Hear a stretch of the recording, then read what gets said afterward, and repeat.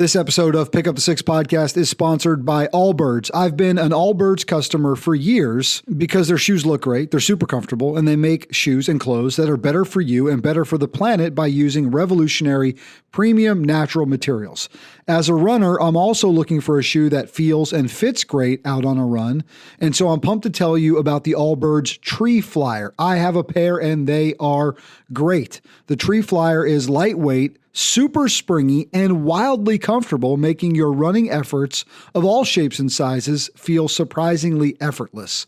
They provide unbelievable cushion and comfort, so even your toughest runs are easier on your body. I noticed from step one when I put these on, they just felt great, and that's thanks to the Swift Foam midsole. It's lightweight and big on cushion and energy return. I recommend these shoes because I wear these shoes. I have the orange ones. Plus, they have loads of other great stuff too. And they're hooking you up with a free pair of Allbirds socks on your next order of $50 or more. Just use the promo code PICKUPTHESOCKS. Pretty good, right? Pick up the socks at allbirds.com on your next order of 50 or more, and you're getting a free pair of socks from those guys. Lace up the Tree Flyer and get running today at allbirds.com. That's allbirds.com. Jon Cox and his girlfriend Becca were staring at a bunch of race cancellations in 2020. You guys remember that time, right? They had cleared a 1-mile trail segment on some property in Franklin, Tennessee, and thought, why not put on an event for our friends? And just like that, the Midstate Mile was born. 3 years later, and it's grown every year, including some epic battles lasting well over 30 hours. Jon joins the show to talk Midstate, the ultra running community, and survival rubbers. This is Pick Up the Six podcast. Hey guys, Brian Jodas back again for another episode of Pick Up the Six podcast. Few notes off the top, and you just heard the ad for it, but man, what a thanks to our friends at Allbirds. We're so grateful for them coming alongside us here on the program. Remember, use the code PICKUPTHESOCKS and you get a free pair of socks if you spend $50 or more at allbirds.com. And it's funny, I've always had the Allbirds wool, just casual shoe. Love them, super comfortable. Man, those running shoes, I was pleasantly surprised. They're super comfortable. They got trail shoes, so be sure to go check them out. And we're just grateful for their partnership. I'm going to be announcing a new partnership with our friends at Mud Gear here soon, so stay tuned for that. Going to have some promo codes to get some of their great gear. They make a lot of cool stuff for working out outside, getting dirty, trail running, obstacle courses, mountain biking, all that good stuff. So stay tuned as we release a new code for that. And we're going to release this Friday afternoon. So you'll be listening to this episode during the week. This Friday afternoon, we're going to put up a special episode for September the 11th, obviously, which is this coming Sunday. And we're going to re-air last year's interview with my good friend, Peter Blach. And you guys will remember he was a New York City firefighter on 9/11/01. And he was there for every minute of it and the days and months to follow. So stay tuned later this week. We're going to re-release that episode. It's a powerful conversation and just about everything, right, that those guys went through on that special day. So we're just grateful for your support. Continue to like the show, share it, subscribe, do all the right, mash all the buttons. If there's a subscribe button, mash it. If there's a follow button, hit it. I mean, do all that for us and share it with your friends. It really does help us out as we're spreading this great message of service, purpose, and impact here on Pick Up the Six podcast. Got my man Jon Cox on the line today. Jon, excited to do this. He's the mastermind, the brain, the genius, the maybe diabolical genius behind the Midstate Mile. But Jon, what's up, man? Happy Labor Day as we record here on a Monday. You and I were like, yeah, we're working today. It's all good. Happy Labor Day. It's good to be here. I'm excited for it. We've had a few Midstate Milers, right, from your extended family on the show. John Gardina, who I think went down for the first time this year from Ohio, made the trip down. Obviously, my man, Jeff Forrester, who's just one of the best connected. Good dude. He's a good dude. Jeff Forrester is a good dude. He is a good dude. Loved our conversation with him. And so just excited to chat with you, man. We've built up a little bit of a relationship, and I'd call it a friendship, just through the beautiful thing about social media, man. We talk a lot about the pressures of it, right? Blessing and a curse. But I still hold firm that there's a lot of great ability to connect. And we've been able to do that. So it's good to have you, man. Yeah, good to be here. Dude, this event, right? We're just going to jump right into it. This Midstate Mile. How long have you guys been doing it? Becca and I have been doing it for 3 years. Okay. Yep, 3 years. So we'll be Did going you guys into, start it up? Did somebody else start? What was the genesis? Remind me of the genesis story. So Becca and I put on the race together. She's my girlfriend, my partner, my much better half. And a couple of years ago, parks got overrun, society shut down, and she had some trails on her parents' property, the house she grew up in. And she wanted to go out and run them, and she wanted to have people out there to run. So we cleared the trail one day and had a few people out to run in a couple of weeks. And I think it was week 2 or 3. Our friend said, you guys should put on a race out here. And we said, okay. And then it was figuring out what kind of race to put on. And we ended up with a mile of trail to work with. So our options are kind of limited at that point, so we sell on a last man standing event. It's my favorite form of ultra running. It's my favorite race to kind of watch. I think it's really pure in finding out how far somebody can really go. And so that's how it started. Just a group of friends running around a mile in her woods. And it turned out it was a difficult mile to run. And that was a bit of a draw for some folks. I'm having you tell me all the logistics of it, right? The makeup of the course and all that. But take me back, right? So it was 3, you've done 3 of them, right? Yep. So the first one was 19. Was the first one 19 or was the first one 20? 20, 21, 22, 20, right? 20. So it's 20, right? Yeah. So like everything's stopping. All the races are stopping, even outdoor races, which you go back in time and you look at it, you're like, man, probably didn't need to cancel a bunch of outdoor events, but I guess I get it. Yeah. Whatever. But you guys are like, well, forget that. It sounds like you just kind of just started running it. And then it organically was like, let's make this a thing. That's exactly what happened. We cleared the trail in late March. Okay. And then we had the race, mid-June, Father's Day. Wow. The first one. So, yeah. So it was really quick, but we were just running out there. That was it. Yeah. And you should put on a race. And like you said, there wasn't a lot of other races happening. And we said, we're going to do it. And so that's what we did with a lot of You were in the market at the right time. Yeah. Did you clear the course in its current existence? And it's a mile. Mm-hmm. It's a mile course in Franklin, Tennessee, right? So just south of Nashville, I think. Did you clear that course that you cleared? Is that what ultimately ended up being the event course? That is the course. So a long time ago, long is relative, but the property was logged off. And so what the course runs on primarily is an old logging road back there. So it's super wide and flat and smooth, or it was.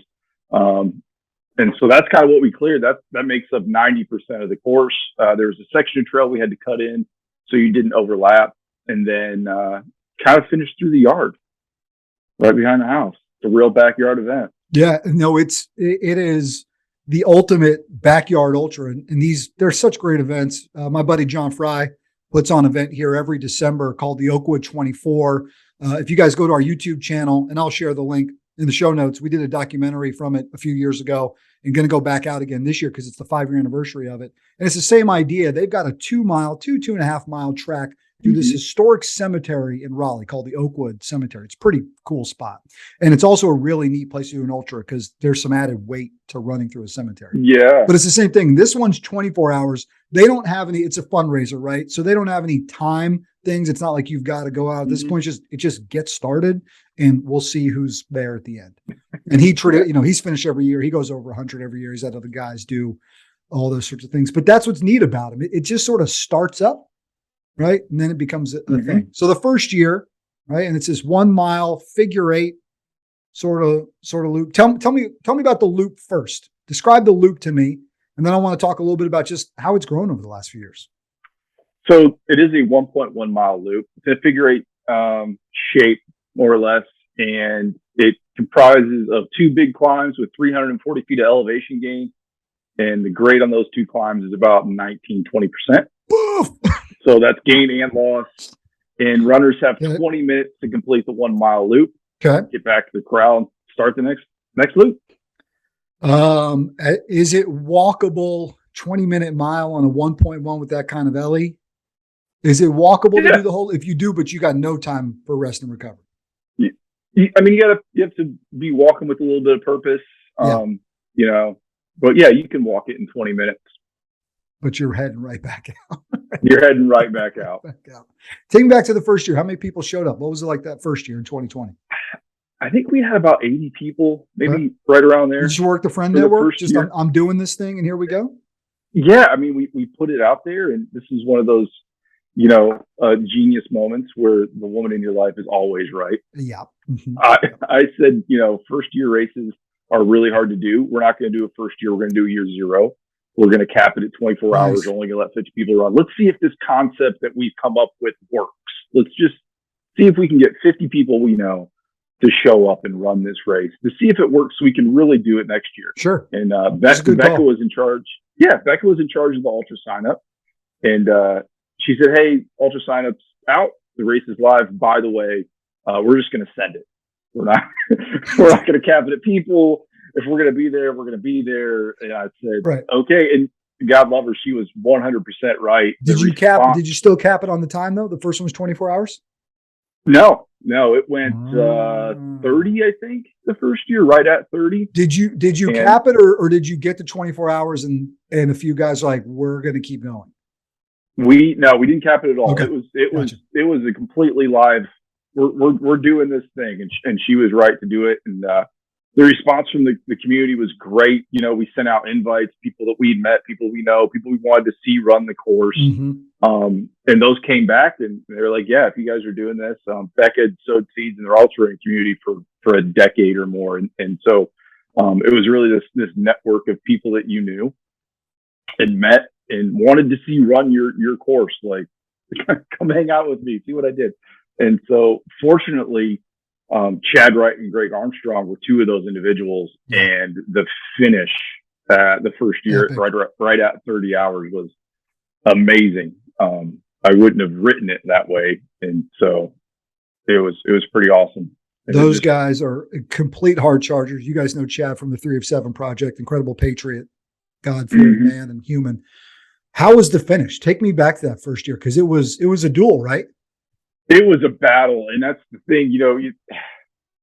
Look, nobody was ready for it. I cut everybody's wristband when they don't make the time cutoff, and I was not prepared. Greg Armstrong is a guy that I've looked up to since I started running. Yeah. What he does in the world, humanitarian with Run for Water, how he leads his cross country team, how the incredible ultra runner, and just one of the best men you could ever meet.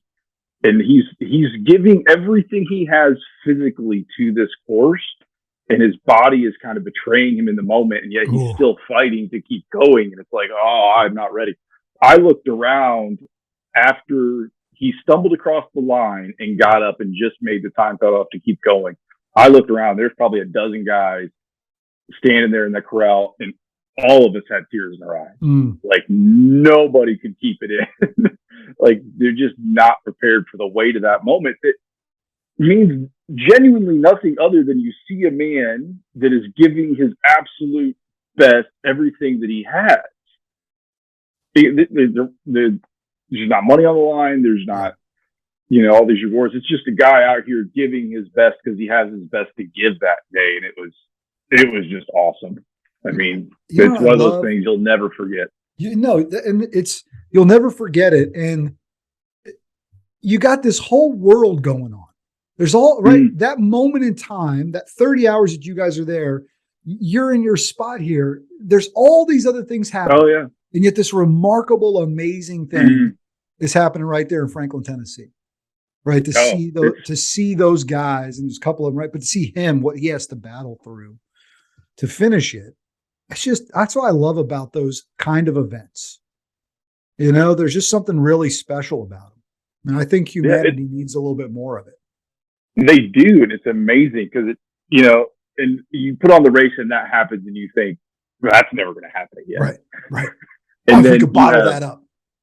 You have Luke's finish, the way Luke and Chad went at each other the second year, and the way Justin and Eric finished this year.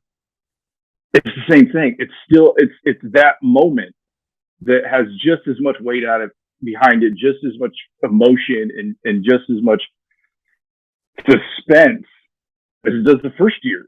You're just locked in and nothing else matters. Like these guys are out here running in the dark. There's 3 people here to see this. And you think like, how is there only 3 people here to see this? And people are following along online. They're waiting for updates. You know, it's incredible. And it's not something that I ever thought I would genuinely be a part of. So it's always surprising and humbling to talk about it or think about it or especially be there in it.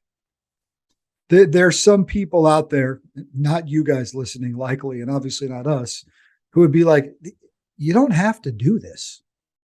Like you could just stop.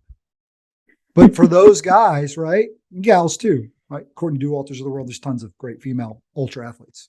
Those guys and gals, like they do have to do it. I think there's something in there about why they have to do it. It's pretty humbling. Yeah. Yeah. I think when you can flip that switch and key into things that those guys have keyed into, those guys and girls, the attitude or the idea that you can just stop doesn't really exist. Like you can't, you can't. You can't just stop. Yeah. My hope too is that by watching those, because look, not your body can do things that you would never imagine it could, right? That's for all of you listening. Your body can do things, right? It can. It's built to carry you.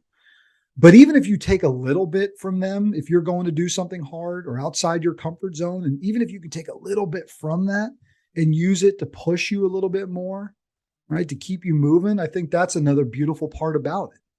It's like, oh, I remember them doing that. Let me go push myself a little bit extra. I bet you that's been a ripple effect from what you guys are doing there.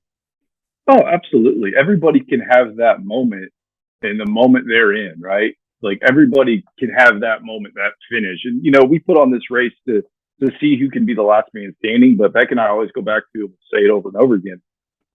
That's great. Like that's what we're doing here, but that's not what we came here to do. We came here to have so that everybody can run as far as they can possibly run, so that everybody can do as many loops as they can possibly do. And whether that's 3 and you time out, that's all you could do. That's awesome. And you come back next year and you do 5 or 6, we're just as happy. We're moved just as much emotionally at 3 loops or 6 loops or 20 as we are, the last loop that's ran that day. It means just as much to us as race directors, all the way through the field. What for you and Becca, what's your real ultimate purpose here? I don't think it's just directing an ultra in your backyard. Just my suspicion. Yeah, I don't know that. Becca has a 5-year plan. I'm sure she does. Our purpose is growth. I think our if we were going to say our ultimate purpose, ultimate purpose is growth in our own lives, growth with each other, and trying to help other people grow too, and growing physically and emotionally and mentally, so that they can do these things in their life. Not for the sake of doing them. We don't run ultras for the sake of running ultras. We run ultras so that you have those tools that you use to complete an ultra for when life really gets hard and you got some mess to deal with. Yeah. Like that's what the growth is for. It's not just to run longer. It's so that you can manage the junk that comes up every day that weighs people down. I've talked about this a lot here. The more you put yourself in environments of what we call high stress, low visibility, right? The more you go seek that out yourself through events like this, or when we do those 16-hour Grow Ruck events overnight, there's legit high stress. There's legit low visibility. By the way, when you're running that 1 mile trail run at 3 a.m, low vis, right? Your body's under a lot of stress. But the more you seek that out, it's going to seek you out in other parts of your life, whether that be at work, right? Man, in your home life. I mean, it's going to seek you out. High stress, low vis. How do you react? So go seek it out yourself. And then maybe you learn a little something that you can take with you. What have you learned from directing this thing for the last 3 years? There's got to be a lot of lessons learned that you've been able to fold into other parts of life too. Man, I've learned one that people surprise me, and I'm continually inspired by others. I've learned that to help others grow and be a part of that growth, that I have to keep growing myself. Like I thought I was committed to grow, and then you put yourself in that position, in that situation, you go, no, you really have to be committed to growth. Like, you can't let an area be stagnant in your life. Like, you have to keep pushing. So, and the people are willing. I think those are the things that I've learned most is that people are capable. I have to grow to be able to be in that position, and that people are willing to grow. Yeah, that's a good point. I got to tell you, man, I think the Creator brought us together at the start of this week on purpose. So I'm staring down the Blue Ridge Relay, which is this Friday and Saturday. We start at 7:20, 208-mile relay race. I'm on a 6-man team. That's probably about the smallest team you'd want to be on, although I know some psychos who have done it on 4-man teams. The 6-man team on ours, each guy's going to run somewhere between 34 and 36 miles. My total ends up being about 36 over the course of the day. And so I'm honestly just feel very blessed to be able to talk to you about this, because now I'm going to go into this thing on Friday when stuff starts to suck pretty bad overnight. I've got 2 overnight legs. Luckily, they're sort of my moderate legs. But even in those moments, it's like, oh, yeah. Remember all the stuff that we talked about? You might want to deploy some of that right now. And they've changed part of the course this year. So I know most of the legs, having run the last 4 or 5 years, but my third leg of 3 is like a totally new leg. And it went from 6 miles up this one part that I knew pretty well to 7.5 of stuff I've never run before. So there's going to be some discomfort in there. There's also going to be some mental stress of like, let me make sure I'm in the right spot here. I don't know this route very well. Part of it's like a gravel uphill. That's going to suck. So there's something in all that, I think. I got 36 miles over 6 legs. It'll be a beast, but it'll be good. What an opportunity. Yeah. Sounds like a great opportunity. It's going to be great. Good weekend, good opportunity. Terrible. You get to run a new leg that you've never ran before, so it won't be boring. I like your attitude. Sounds awesome. The last leg I have of this thing, I'm so fortunate. I got a great team. I love these guys. We're going to have a blast. And again, I think we start around 7 on Friday morning. If you're going to the Blue Ridge Relay, let me know. Give me a shout, right? Because we'll be up there. My last leg of all 6 is 9.5 miles, like down a mountain, switchbacks on gravel. So I just got to keep the brakes on for part of it. Maybe just fall down the mountain a little bit. Be all right. Running downhill for that long of a stretch, it gets old. The quads are going to be smokezilla. Here's 2 good things, John. There's a creek at the end of that leg waiting for me. I'm going straight in it.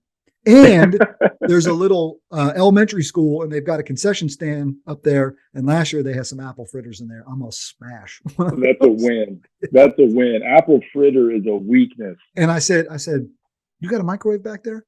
She said, yeah. I was like, hey, throw that thing in the microwave. There you go. Warm apple fritter. So what does 2023 look like, right? Because you'll be back. This will be year 4 of the event. So tell me about, because we're already looking ahead, man. Registration opens 1 Jan 23. January 1st, yeah. I don't know. We're still looking. We've got, we have a December race we put on. So we'll get through that. We opened up a 200-mile. That is the Tennessee Mile. Okay. And it's a timed event. So 40 hours, 24 hours, 12 hours, 6 hours, or 8 hours. Just run as many loops as you can. Nice. We launched a 200-mile event in March of 2023. Well, it's on a new course. Yeah. It's on a 2-mile loop, so it should be a little bit easier. And then, 2023 Midstate. I don't know. I'd like to see Justin come back. I'd like to see Eric come back. Justin set a course record in 22. Is that right? What he finished with? Justin and Ultra Justin Dad. And if you're looking for him on Instagram, he's a beast. 40 hours is what it took to win. So him and Eric Kinley, they ran strong together. I talked to Luke Boschweiler after he timed out, asked him if he was going to come back this next year, and he said yes. I said, you like running it? And he goes, well, I'd like to win. Yeah. Yeah. And I'd like to see Luke get a W. I'd like to see 48 hours. I think that's what we're really looking forward to next with Midstate Mile is getting to 48 hours, 2 full days of running. Dude, that's awesome, man. I just put a hold on the family calendar. There you go. Father's Day weekend. Got some logistics to work out. I think my bride might be traveling, but we got some logistics to work out to see if we can make that thing happen. Dude, I already know the answer, But just tell me a little bit about just what the community's meant, right? This community that's grown over the last few years. It becomes almost like an annual family reunion.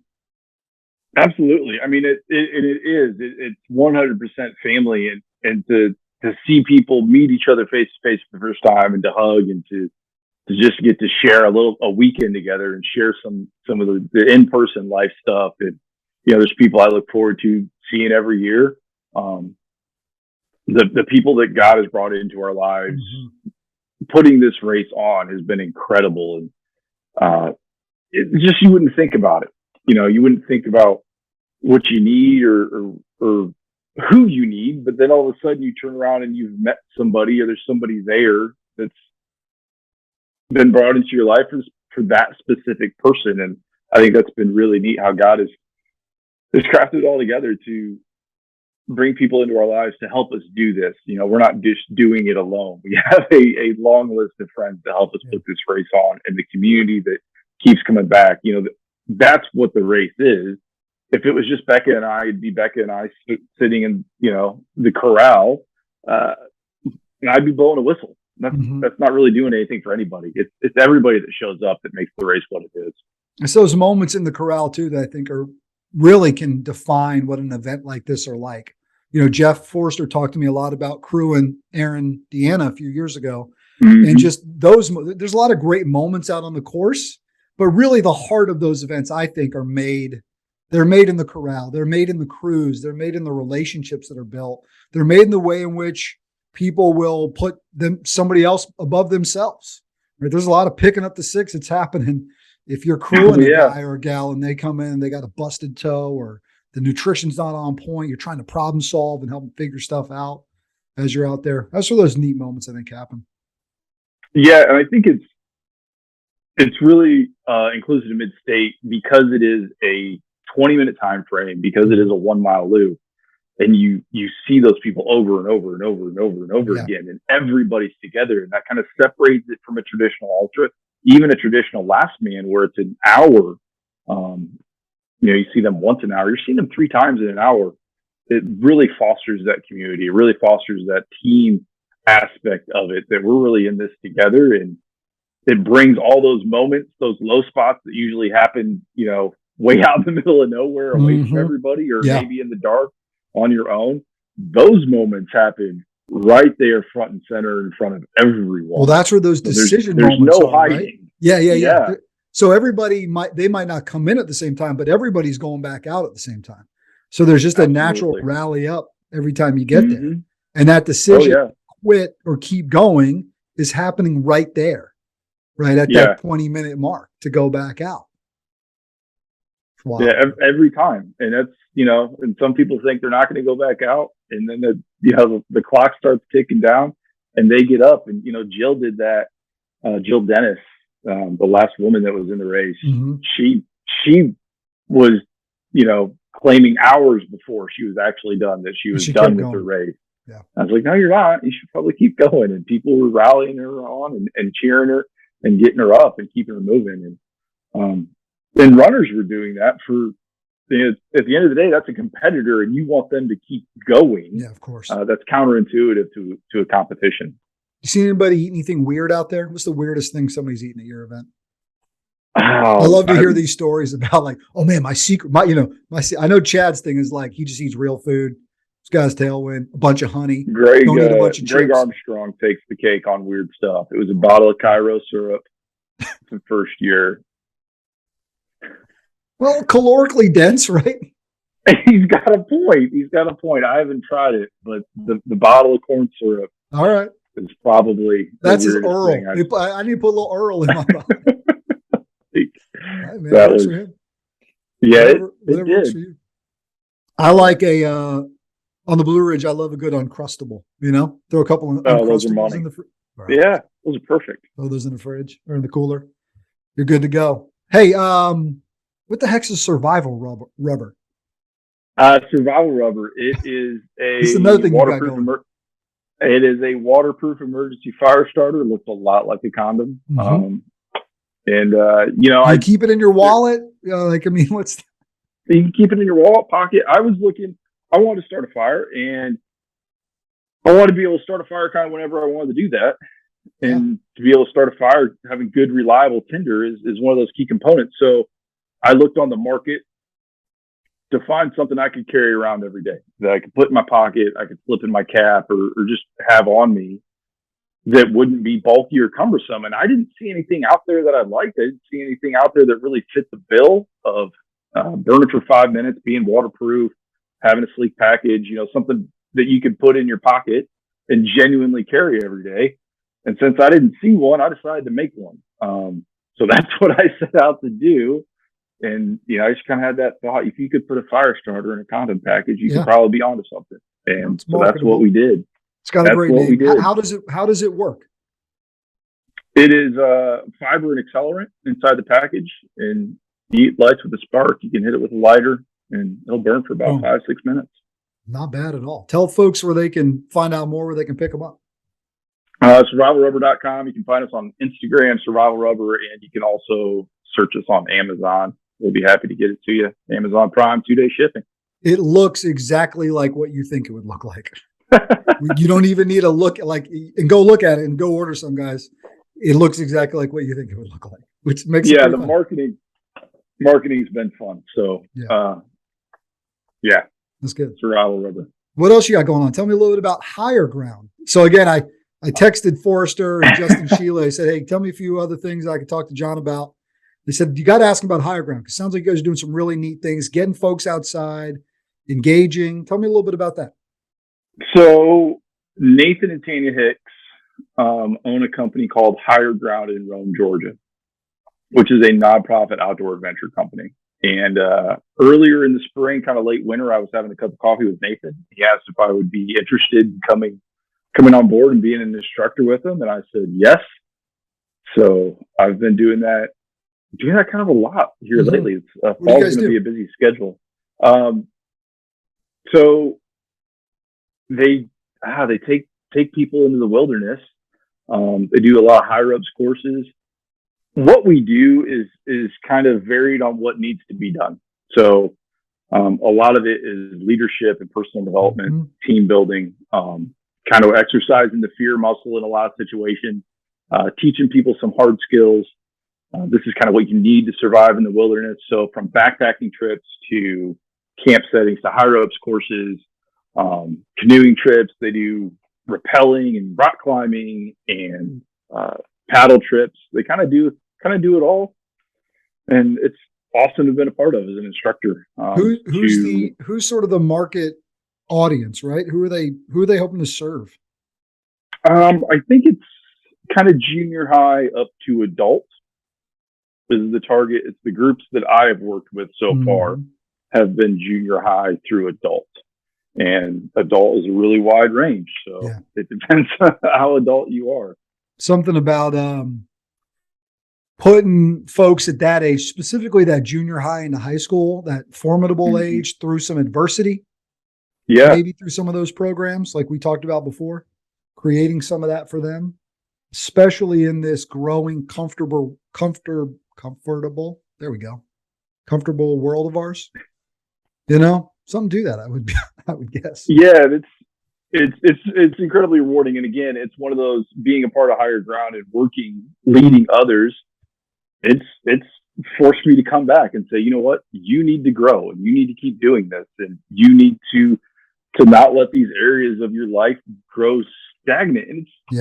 And I'm hit with that every time I take a group out or I'm part of an activity. It's okay. How do I need to get better? What do I need to do? Like, where am I being pushed in this area?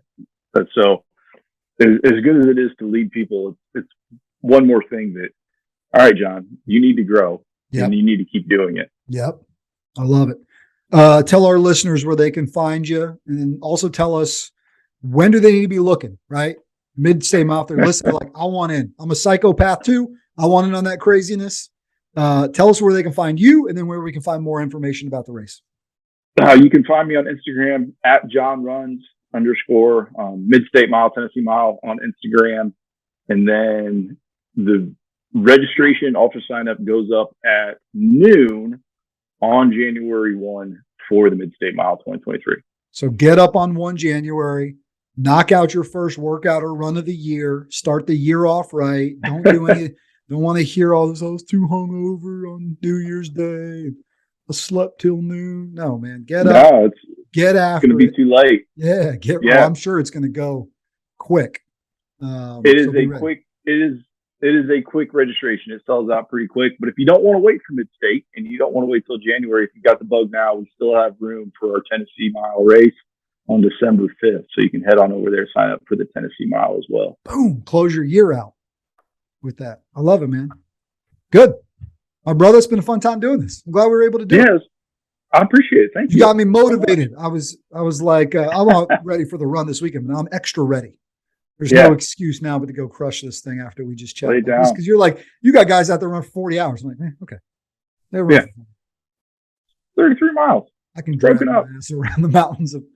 It's a beautiful run, man. We start in Highlands Park, Virginia, and in Asheville at Highlands Brewery. So you get a nice reward if you're into that sort of thing at the end. And man, just a ton of fitness and fellowship, which is always a good time. And a couple of those legs are what I call a third F leg, that faith component. You know, I've had moments, man, you probably have too. And I know the folks that run that do, where you get a little time with the creator. You just thank them. Sometimes you get emotional. I got to the top there's this one leg on the Blue Ridge. It's leg 31. It's one of two, what they classify as mountain goat hard. And the first mile is flat. And then you just had 5.5 miles up 1,400 feet of elevation, up some switchbacks and stuff. And I couldn't help but take a knee at the end and just kind of let it out a little bit. Stuff like that happens. Those are neat moments for sure. It's, this ultra running is just one of those things that brings up so much emotion. It hits your weak spots and tells you what you need to work on, where you need to grow. And, Midstate specifically is a race where if you want to find out where the chinks in your armor are at, I think both as an individual, just with how you're handling stuff, or as an ultra runner, what you need to work on. That course in Franklin, Tennessee, it'll show you everything that you need to see about who you are as an individual. You're gonna learn today. I love it. All right, man. It's been fun. Let's do this again sometime. Yeah, man. I'm ready for it. Awesome. He's Jon Cox. I'm Brian Jodas. Yeah, man. That's been this episode of Pick Up the Six Podcast.